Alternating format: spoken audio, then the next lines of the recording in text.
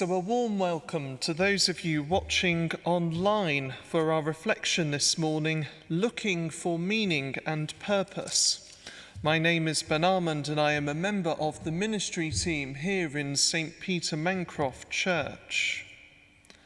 On Fridays we look at issues pertinent to the world, which we would normally broadcast from our Earth Chapel, but it is at present having some vital work being done to repair it. I once had the problem posed to me about how future historians will write books about deforestation if there aren't any trees left to extract paper from. This wouldn't perhaps be the thing we would lament most about losing our forests, but it got me thinking about the relationship that human beings have and continue to have with trees, and look at what possible future projections could look like for our forests and jungles across the globe. And I think this is especially important when we consider that tomorrow is the start of National Tree Week, for those who weren't already aware. So why are trees and forests so important to us?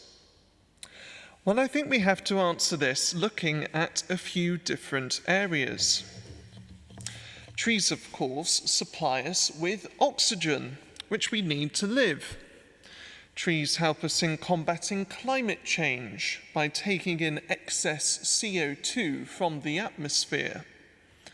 Some species are particularly resistant to air pollution and make the air cleaner for us to breathe. Trees provide crucial habitats for wildlife, such as birds and small mammals, from squirrels to bats. And trees have been shown to be vital for flood defences, securing riverbanks and preventing them from bursting, and reducing soil erosion. About 31% of the Earth's land surface is currently covered by forest. Obviously, the trees in your back garden, unless your name is Robin Hood, but this has been steadily falling since the dawn of the industrial age. Since 1700, 30% of the tropical rainforest and woodland area has been lost, compared with the level then, according to the IGBP in 2004. Whereas in the past, many of our ancestors would have lived in forests and depended on them, not just for the utility they found in the wood, but also for the ecosystems that they supported. Many of us today live in forests, not of trees, but of the concrete, glass and metal kind, depending on that for ease of commute and maximising population density. According to the European Union Investment Bank, between 15 and 18 million hectares, that's about that, I pronounced it wrong, never mind, of forests are cut down every year, an area roughly the size of Belgium. Obviously, many trees are also planted each year, some in compensation of this, but I want you just to consider not just the quantity of the trees that exist in nature, but also the habitats more broadly which they support. And in doing so, I think we should be taking a regional as well as a global approach. In the United Kingdom, for instance, the current outlook is a rather optimistic one, I feel. After the First World War, the percentage of the UK forested reached just 5%, compared with 12.9% in 2014. And in February 2011, a report produced by the Independent Panel on Forestry, chaired by the then Bishop of Liverpool, said that a recommended percentage of 15% was suggested for the proportion of the country to be covered by forest in the future. This would return England back to what the Domesday Book, commissioned by William the Conqueror, indicated the cover of forest in England was in 1086, perhaps a first probable estimate as to what the size of forest was in this country. New forests, such as the one in Thetford in Norfolk, were planted after World War I in order to increase Britain's timber supply, and I think broadly are a step in the right direction towards positive change. But elsewhere in the world, I'm afraid we are seeing negative trends beginning to set in. In the Amazon rainforest, perhaps the most notable example, 17% of its size has been lost over the last 50 years, with a risk that if just 2 or 3% more are lost, it will amount to most of it becoming a degraded savanna. When visualizing the current amount of land lost, amounting to over 220,000 square miles, we can picture this when thinking about a country as large as Spain or Madagascar. Many of us will remember the fires that destroyed a large part of the rainforest last year. It burned over 3,500 square miles worth of land. Sadly, the current government was unreceptive to offers of international aid and assistance.